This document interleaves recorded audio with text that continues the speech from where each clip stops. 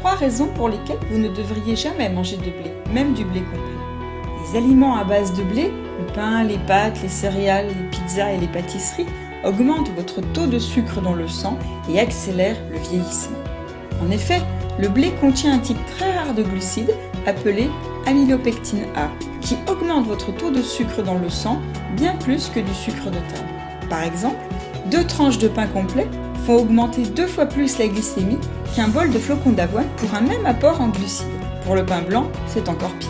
Lorsque le taux de sucre dans le sang est élevé dans la durée, il provoque une oxydation de vos cellules, des radicaux libres se forment, ce qui vous fait vieillir plus rapidement, d'autant plus si vous mangez du blé à tous les repas.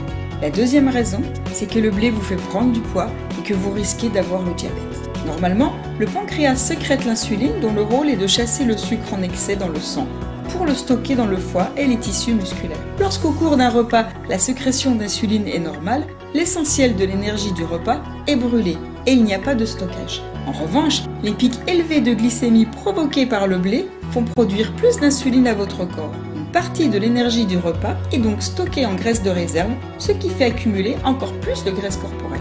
Et cela va finir par causer des dégâts sur la durée, nuire à votre pancréas, entraîner une résistance à l'insuline et finir par causer un diabète de type 2. La troisième raison est que vous risquez d'avoir des carences et des problèmes digestifs.